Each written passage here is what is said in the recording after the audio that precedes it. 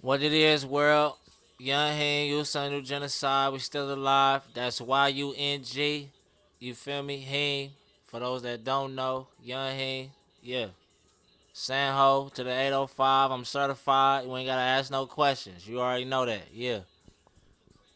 Tell me about the last year and a half of your life. Man. September 24th, I paroled from prison. And the first thing I did was get a job, right? Along those lines, within that time, I got, my license, started getting my BMI, my music copywritten, started recording. The first, I'm gonna rewind. I think I probably hit the studio probably the second day I got out. You feel me? And so with that in mind, I already had it in my brain like where I was going, what I was gonna do with this music. So a lot of people don't realize like a lot of this music I actually have is is a pre-release strategy. It's a pre-plan that I've already had in my mind. So boom, once I recorded, I was getting those things together. My license, you feel me, my car,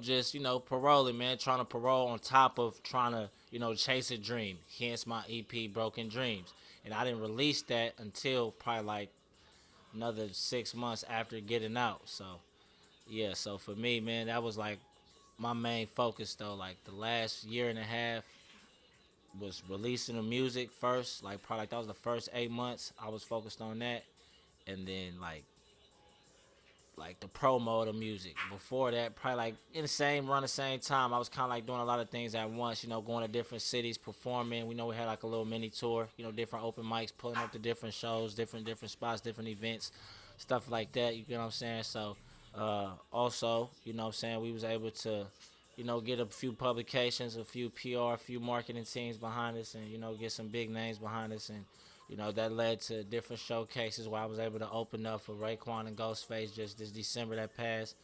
Big event, 2,000 people, 1,500 to 2,000 people type of thing.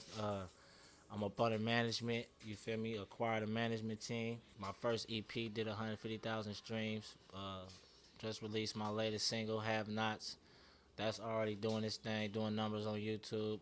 THIZZLER just posted me, they fucking with me, just won, multiple highlights on there. They gonna get me in the bar wars. It's just a matter of time. I just gotta put the work in. You feel me? Yeah. For this year, that year, man, was kind of like establishing that foundation, establishing that brand, establishing that name, trying to get the understanding of who Young Heem was, who Young Heem is. Right? Don't get it misconstrued. Okay, I come from this life. We're not glorifying it. We don't. What I'm saying? We don't worship this lifestyle, obviously, because this led to this type of thing. Right? Incarceration. How were you able to accomplish so much in a short amount of time?